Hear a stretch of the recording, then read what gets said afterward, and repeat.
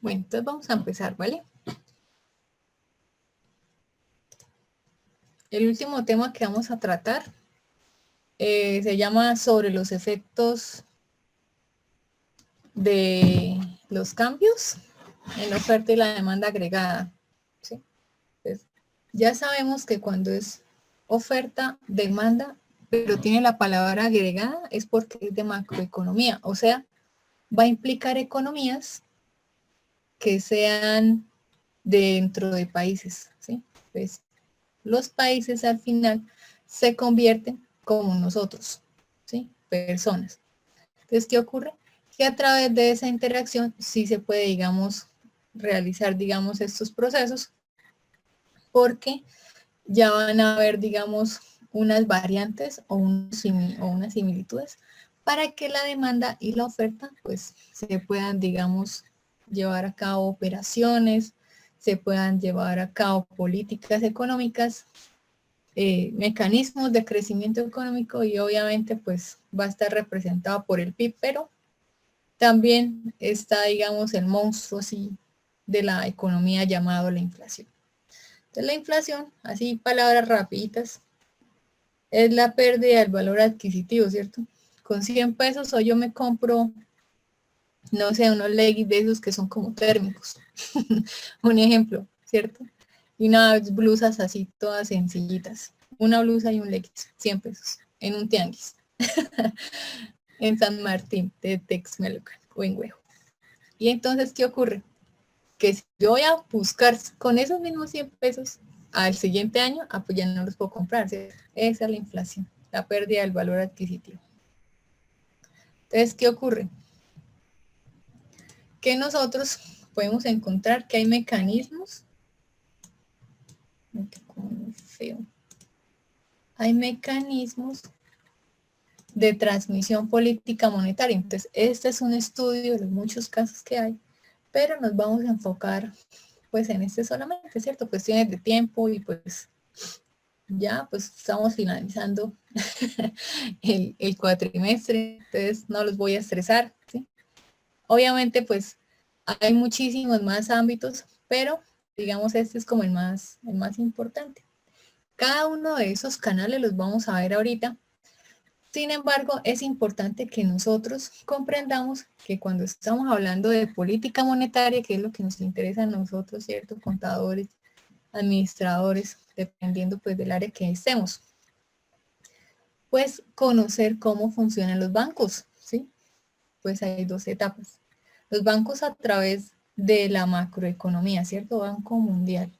Entonces, dentro de esos procesos, pues obviamente el banco que está nacional o el Banco de la República o el Banco Central, dependiendo de la función que vaya a ejecutar, digamos en este caso es política monetaria, entonces estaríamos hablando con otros países, pero si es una política interna, entonces estaríamos hablando de algo propio llamado microeconomía, ¿sí?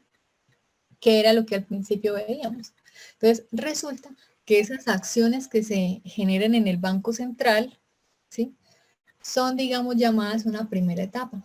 ¿Por qué son la primera etapa? Bueno, porque sencillamente los accionistas o las personas que intervienen en el Banco Central se van a llevar a cabo una serie de reuniones, asambleas, actas, juntas, en las cuales van a determinar una tasa de interés. Esas tasas de interés usualmente son a corto plazo, o sea, no estamos hablando en términos contables. Cuando hablamos de corto plazo, menos de un año, y largo plazo, pues más del año, no. Sencillamente esas tasas de interés de corto plazo van a depender de las políticas y las necesidades que tenga el país, ¿no? El país de origen, el país donde se esté. ¿Qué ocurriría entonces? Bueno, imaginemos que las tasas suben o las tasas bajan, ¿sí? Dependiendo de las políticas y dependiendo de la inflación y dependiendo pues del gremio empresarial, ¿cierto? O de los sindicatos también a veces los tienen en cuenta. Entonces, ¿qué ocurre? Pues esas tasas de interés van a tener, digamos, una incidencia importante porque digamos, ya sabemos que si bajan las tasas de interés, entonces las personas pues van a adquirir más crédito, ¿cierto? ¿Por qué? Pues porque está barata la tasa.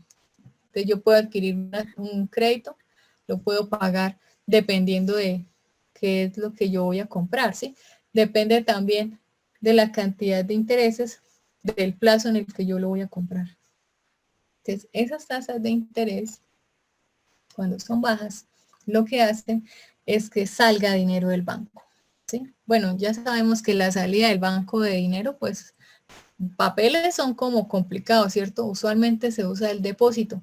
Y ya hemos hablado también que el dinero que está en físico a veces no es equivalente al que está, pues, necesariamente de manera virtual, ¿cierto? No sea uno, pues, muy honesto que en una transacción o en un error se le vaya un cerito a la derecha y más a ver cómo queda, ¿cierto? De 1 millón a 10 millones, pues está como diferente la suma. ¿Sí? Entonces, por eso se puede decir que estas cifras, pues a veces son como no coordinadas porque los dineros que están a través de la tasa del marco virtual, pues entonces, pues son un poco pues más exagerados, ¿cierto? Entonces, ¿qué ocurre? Cuando estamos pasando a esa segunda etapa, vamos a encontrar unos canales. Ese canal, pues la tasa de interés. Otro canal, canal de crédito, ¿cierto? ¿Cómo me va a prestar? O cuáles son las necesidades que pide el banco, cuáles son los requisitos. ¿No? El canal de precios de otros activos, canal del tipo de cambio. ¿Sí? Pues todo esto hace parte, ¿sí? De algo que llamamos la demanda agregada, o sea, los otros países que nos van a venir a comprar a nosotros. Si tenemos un tipo de cambio bajo, posiblemente seamos atractivos, pero la gente que vive acá no estará muy contenta porque no puede salir al extranjero. ¿Sí? ¿Por qué? Porque todo está más caro. Los importadores no van a estar muy felices. En cambio, los exportadores, pues, no es que sean tan poco muy felices porque al final no les va a representar pues mucha ganancia. ¿Sí? Si no vale pues mucho el peso, pues sencillamente están vendiendo pues a precio de nada. Entonces, estos elementos, estos 4 canales hacen parte de algo que llamamos demanda agregada, o sea, de las personas que están esperando a comprar nuestros productos o los servicios que como país estemos vendiendo. Pero también el canal del tipo de cambio hace parte con las expectativas, ¿cierto? A la oferta agregada. ¿Por qué son las expectativas importantes? Bueno, sencillamente porque cuando un país tiene, digamos, una política inversionista o una moneda, pues, constante, una economía constante, siempre en crecimiento, pues eso es una expectativa que le está generando a los otros países que van a venir a invertir acá, ¿sí? O en cualquier otro lugar. Entonces hay que tener en cuenta que a través de esa demanda agregada y oferta agregada, ya lo repetí, agregado porque son entre los países, porque hace parte de macroeconomía, eso hace parte de la inflación, ¿sí? ¿Cómo se va a medir la inflación? A través de estos dos términos, ¿cierto? Ya sabemos, digamos, que el PIB, pues, va a tener, digamos, una influencia importante en referencia a la inflación, pero la inflación básicamente está determinada por la oferta y la demanda, que es agregada, ¿sí? Entonces, para explicar, digamos, estos canales, ¿sí? Tenemos que tener en cuenta primero que las tasas de mediano y largo plazo dependen de la expectativa, ¿cierto? De los bancos, del Banco Central, del Banco Mundial, del Banco de México, depende, ¿sí? Depende de lo que yo esté tratando, de lo que esté trabajando y del lugar que yo me esté ubicando y de la expectativa o el proyecto que yo vaya a poder realizar. Entonces, cuando el Banco Central induce los cambios de estas tasas de interés a corto plazo, pues va a repercutir en la curva, ¿cierto? ¿Por qué? Porque si nosotros estamos acostumbrados a que la tasa de interés esté, digamos, a un 4% y yo estoy pagando una tasa al 4%, por eso les digo que cuando compren algo, una casa, un carro, lo que sea, la tasa de interés tiene que ser fija para que cuando hayan estas fluctuaciones, entonces no quede uno, uy, pero si estaba pagando a 4 y voy a pagar a 7, pues es como complicado, ¿cierto? Porque el valor de esa inflación, pues es fuerte, es un golpe duro, pues, a la economía, pues, familiar. ¿sí? O si son independientes y nadie los mantiene, pues la propia economía individual, ¿cierto? Pero ¿qué ocurre si la curva me baja? Ah, bueno, pues entonces me puedo sentir un poco más flexible y ahí es cuando uno aprovecha para pagar, ¿cierto? Cuando las tasas de interés bajan en mi crédito, yo aprovecho y bajo, pero como eso no casi nunca ocurre, ¿sí? Pero sí puede ocurrir de que suba. Por eso es importante que cuando se realicen este tipo de movimientos, pues la tasa de interés al menos sea constante, ¿sí? ¿Para qué? Para tener amortizaciones que sean como fijas. En tanto tiempo yo estoy segura que lo voy a pagar. Y no como que, ay, sí, pero es que se me subieron. Ay, no, pero es que no. Ese es un desorden. Es importante destacar que las tasas de interés nominales a diferentes horizontes dependen de las expectativas de la inflación, ¿cierto? Cuando estamos hablando de interés nominal, nos referimos al interés normalito que uno está acostumbrado como a tratar. Pero resulta que ese nombre tiene, digamos, unas variantes, porque esas tasas de interés nominales pues pueden ser efectivas o pueden ser capitalizables, ¿sí? Entonces depende, no es como el nombre solamente de tasa de interés nominal, sino explíqueme si es efectivo y en qué términos. ¿Es anual, mensual, diaria, quincenal, ¿sí? O si es capitalizable anual, trimestral, o cómo es, ¿sí? Para que ustedes tengan en cuenta cuando vayan a hacer negocios con los bancos. Entonces, ¿qué ocurre? Que pues va a depender de las expectativas de la inflación, ¿cierto? Porque si la inflación está muy alta, pues toca mermarle a la tasa de interés, porque si la gente no va a salir a comprar nada, pues hay que compensar, ¿cierto? Y si la inflación pues está muy bajita, entonces se les suben las tasas de interés. Ese es un juego que tienen, digamos, los economistas o la gente que trabaja en los bancos centrales o los bancos que determinen, digamos, este tipo de tasas de interés que afecten, digamos, a una economía nacional. Entonces, de acuerdo a los plazos, pues van a haber, digamos, expectativas de esa inflación. Lógicamente que no se va a generar pues, de un momento inmediato, ¿cierto? Porque la economía se genera a través, digamos, de modelos, pero no es que esté hablando mal de la economía, pero a veces no cuadran los modelos, ¿cierto? Como que se dispersan, se disparan, no se ajustan a una realidad y entonces, pues, no es que ocurrió tal fenómeno. No, es que sencillamente existen otras variables y los modelos que estamos utilizando no son los más adecuados. ¿Sí? ¿Por qué? Pues porque estamos trabajando con personas, no estamos trabajando como los físicos que sencillamente tienen pues elementos prácticamente inmóviles, ¿cierto? Inmóviles porque no tienen vida, ¿sí? Sin vida. Bueno, digamos si están trabajando otro tipo de física como la nuclear o la atómica, pues verán otras reacciones, pero los economistas usualmente pues este tipo de expectativas se demoran mucho tiempo en desarrollarse, pues precisamente por este problema. Cuando estamos hablando de las tasas de interés, vemos que cuando se aumentan las tasas de interés real, se desincentivan los rublos del gasto de la economía, ¿cierto? El rublo, pues el billete que uno tiene para gastar o la plata. ¿Qué ocurriría? Pues claro, una vez que está muy alto, entonces yo cómo voy a comprar eso tan costoso y fuera de eso la tasa de interés sube.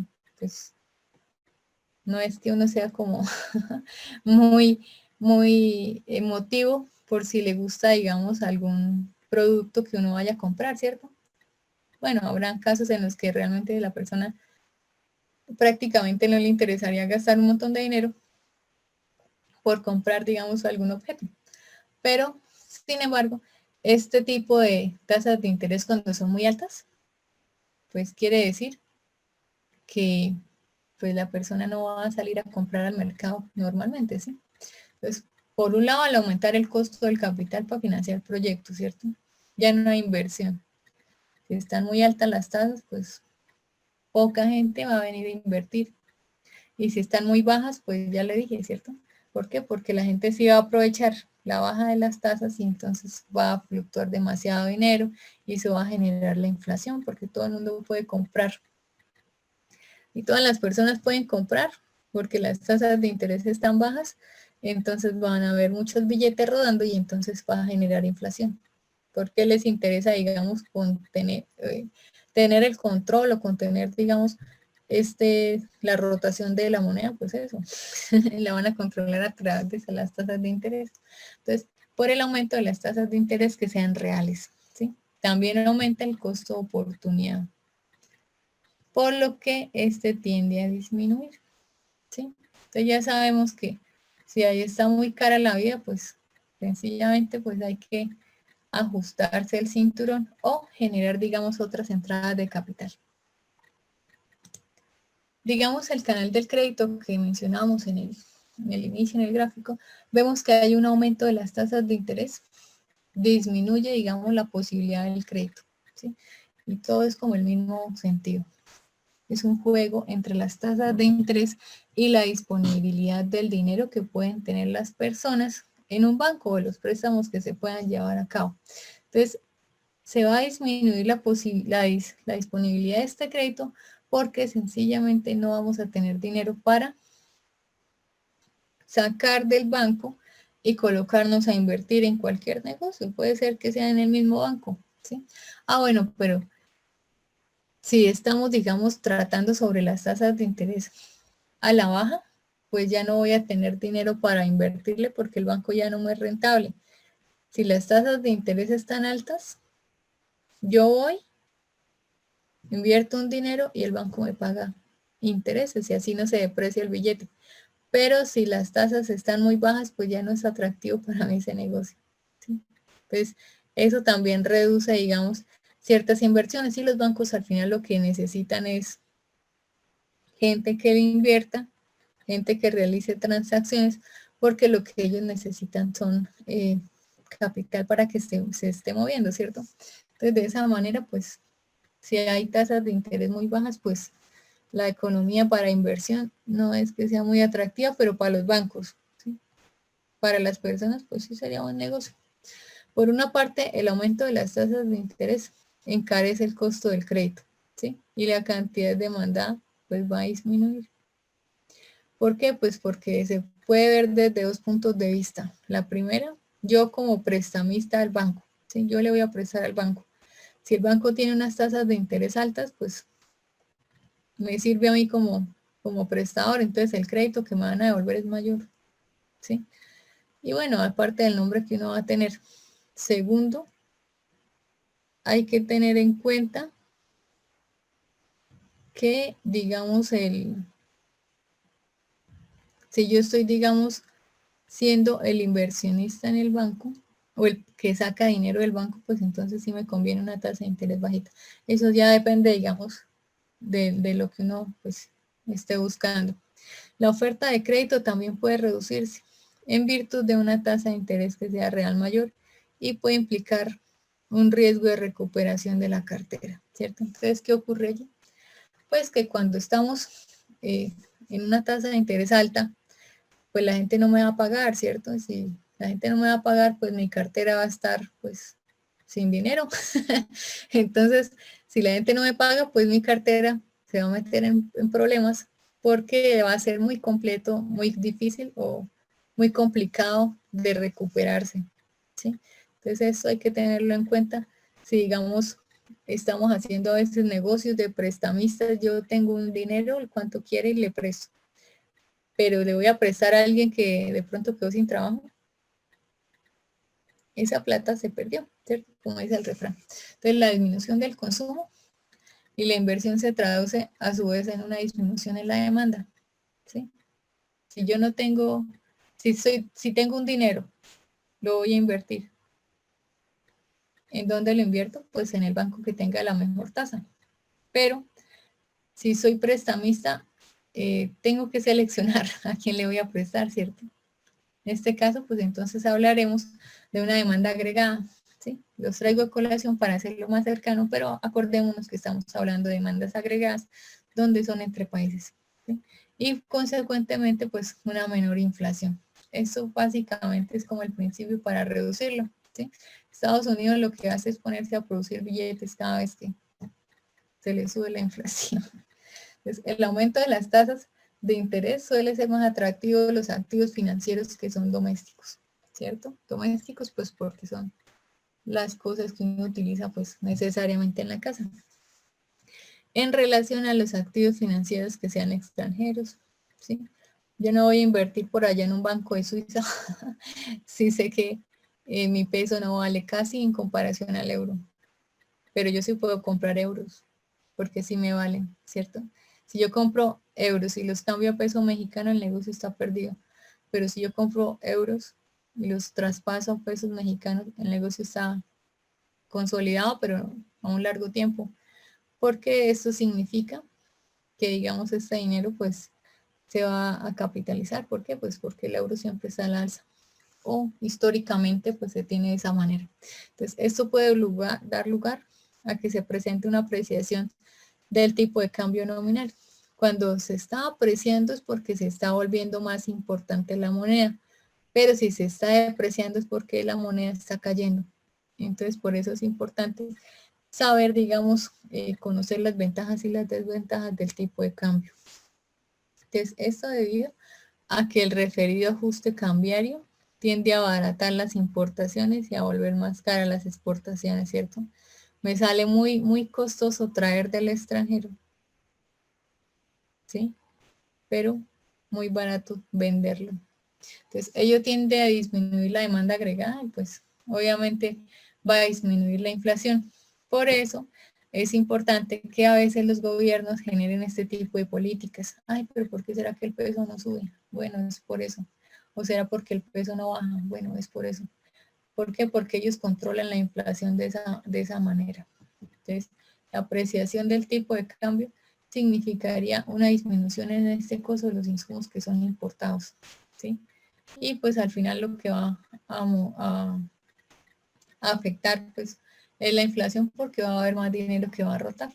Entonces, digamos acá cuando hablamos del canal de precios de otros activos, pues uno tiende como a conocer, digamos, cuál sería la manera más importante para uno invertir el dinero, ¿cierto? No solamente si no se tiene una empresa, ¿cómo lo puedo invertir y que no se deprecie? Bueno, pues los bancos generan, digamos, este tipo de atractivos hacia, digamos, las tasas de interés cuando estamos comprando bonos o los famosos CETES, ¿no? De esa manera, pues ya lo dijimos, ¿cierto? No se está apreciando el dinero, estoy ganando un poco de interés y cuando yo recoja todo el dinero, pues voy a tener un poquitín más. Pero no quiere decir que me volví rico, ¿cierto? Porque solamente es como en un tiempo o en un plazo. Por lo que el valor de mercado en estas últimas, pues sencillamente va a mostrarse, digamos, atractivo si la demanda en acciones, pues es rentable o no, ¿sí? Si las acciones están a la baja, pues muy posiblemente las personas no vayan a invertir allí. ¿Sí?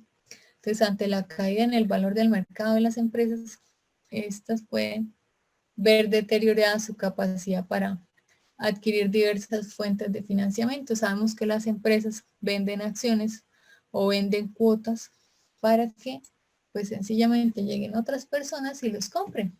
Y entonces se invierte dinero en la empresa y pues ellos lo trabajan, abren sedes, pagan la gente, ¿cierto? Abren mercados y pues de esa manera es que se van a consolidar. Y lo anterior pues también conduce a una menor demanda y a disminuir pues la inflación. Entonces todo está enfocado como a tener controlada la inflación. ¿Sí? Entonces uno puede decir, ay, pero es que el peso, ¿por qué será que ahora está como más cara la vida? Mire que un peso ahora, 20 pesos un dólar. Y anteriormente pues eran casi iguales. Ah, bueno, pues sencillamente era porque no había tantos problemas con la inflación. Entonces, como se han venido presentando, esa es una manera como de contrarrestarla. Entonces acá uno puede encontrar que ese canal de expectativas pues ya va a depender necesariamente como del gobierno. ¿Sí?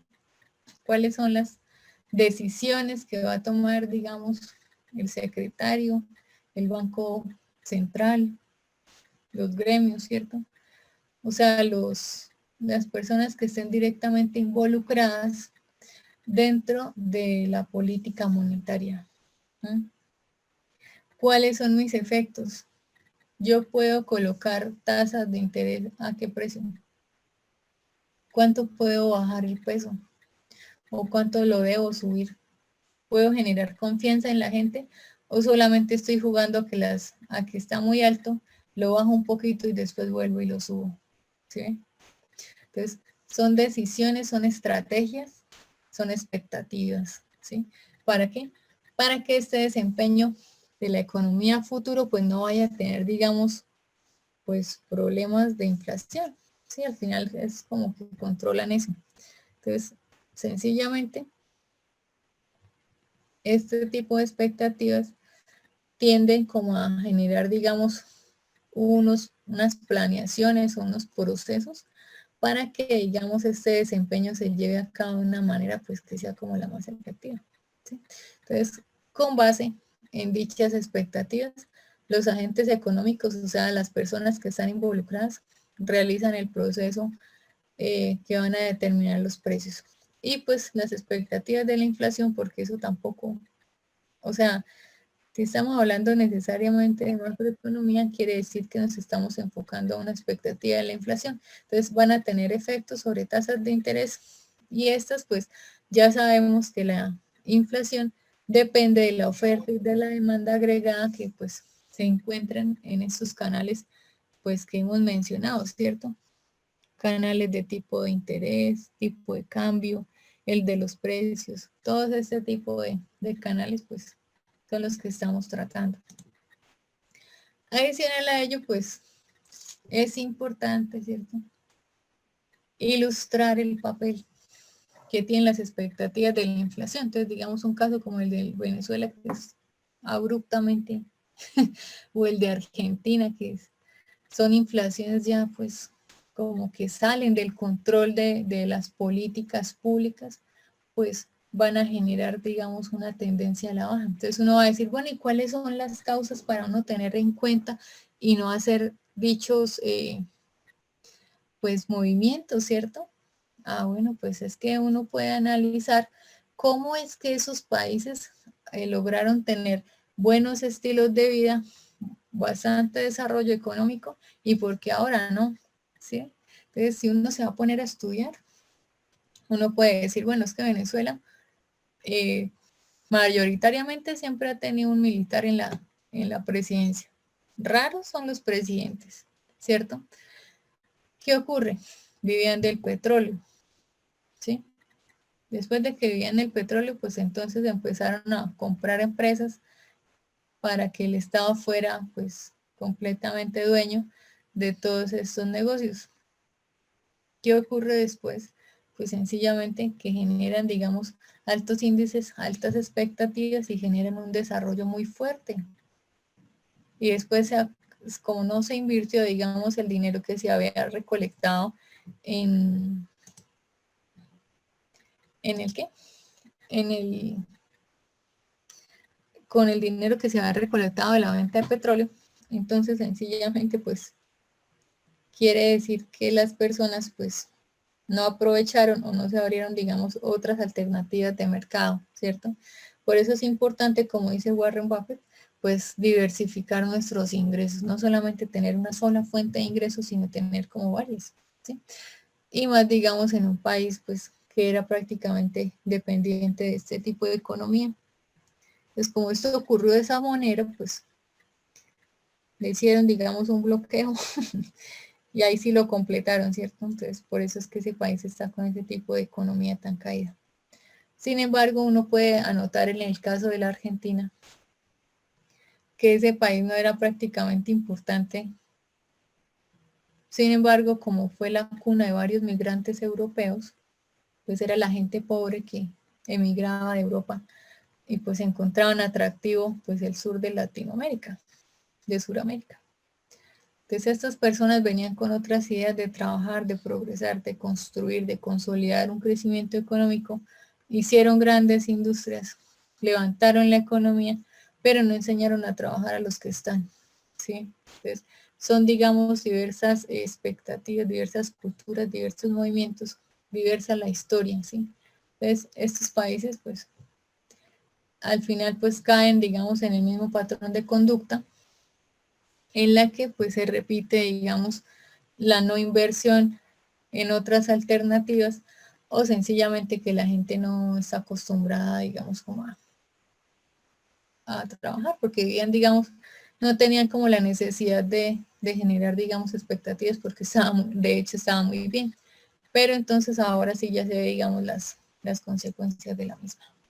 Entonces, como conclusión, podemos encontrar que los diferentes canales por los cuales se transmiten, digamos, los efectos de la política monetaria, pues prácticamente es un compendio, es una unión.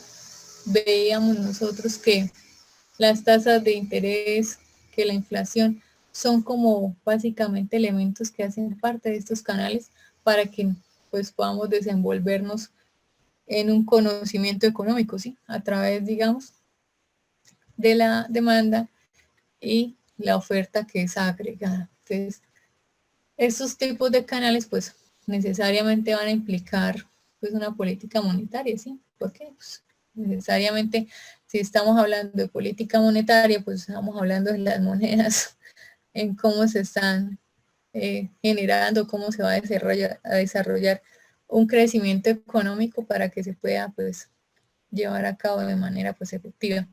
Y, pues, obviamente, la inflación, pues, es un monstruo que hay que controlarlo porque, pues, si vamos a estudiar la historia de México, sí ha tenido, digamos, alzas de inflación. Yo no me acuerdo a este presidente Salinas, que logró bajar las tasas de interés independientemente, pues, de su historial crediticio, pues, el sujeto, pues, en ese momento generó, digamos, un tipo de política monetaria y sí logró bajar las tasas de inflación. Eso es una herencia, pues, que a la fecha, pues, se mantiene, ¿no? Pero sí es importante, pues, a veces como resaltar las cosas buenas y pues no olvidar las otras cosas, ¿cierto? Entonces ahora vamos a ver, digamos, un video para tenerlo más presente. De este video hay que hacer una tarea sencillita, eso sí, no les doy 8 días porque las notas hay que subirlas. Pero me esperan un segundo. Vamos a colocar acá para que lo puedan ver.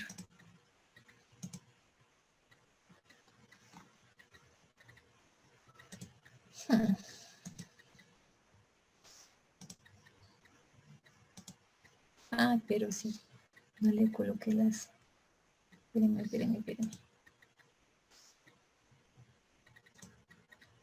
Si no, no lo alcanzarían a oír. Listo.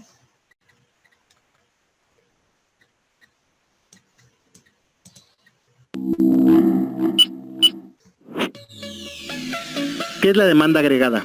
Dentro del análisis macroeconómico hemos leído o escuchado a analistas económicos mencionar el término demanda agregada, que es solo el componente de las variables más importantes para determinar las fuerzas que pueden impulsar a una economía.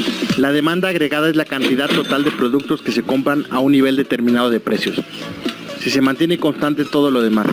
Es el gasto deseado en todos los sectores de la producción y lo componen el consumo, la inversión, el gasto de gobierno y las exportaciones netas.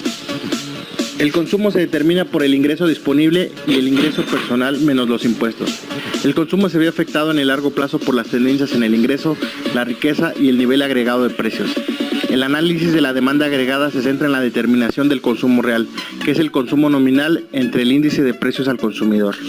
El gasto de inversión se compone de la suma de las compras de edificios, computadoras y otros activos diversos, así como también la acumulación de inventarios. La inversión se determina en función del nivel de producción, el costo de capital, que a su vez es determinado por la tasa impositiva, las tasas de interés y las condiciones financieras que se presentan en el entorno económico, aunado a las expectativas en el futuro, pero en gran parte el comportamiento de esta variable depende de la política monetaria que está a cargo de los bancos centrales. El gasto de gobierno incluye todas las compras de bienes y servicios que realiza el Estado, tales como compra de armamento, equipo de transporte, así como los sueldos de los funcionarios públicos. Por el contrario, el gasto e inversión privada, este componente de la demanda agregada se determina en función a las decisiones del gasto de gobierno. Por ejemplo, si el ejército compra un tanque de guerra, esta producción se suma al Producto Interno Bruto. El último componente de la demanda agregada son las exportaciones netas, que es el saldo de las exportaciones menos las importaciones. Las importaciones estarán determinadas por el ingreso y producción interna. además de la relación de precios dentro y fuera del país, y también por el tipo de cambio. En el caso de las exportaciones, es la imagen asimétrica de las importaciones, y están determinadas por los ingresos y producto en el exterior, además de los precios relativos y el tipo de cambio. En resumen, las exportaciones netas se determinan en base a los ingresos dentro del país y en el extranjero, así como los precios relativos y la paridad cambiaria.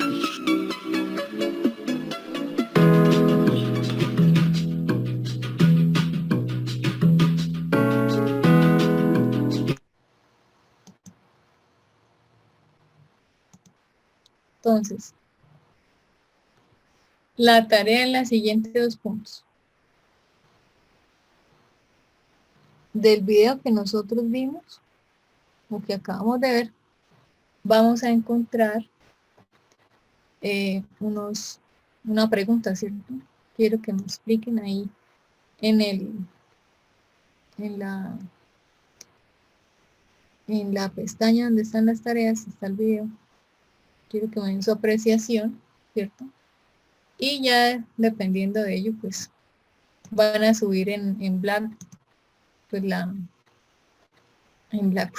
van a subir a la plataforma pues la tarea que se le está pidiendo. Por favor, subirla en PDF para que pues sencillamente pues se facilite pues la lectura, porque pues el programa no me deja verlo como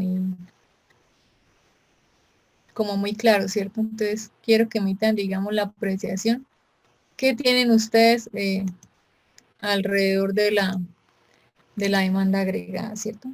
Y pues ya el otro jueves pues sería pues nuestro examen, ¿sí?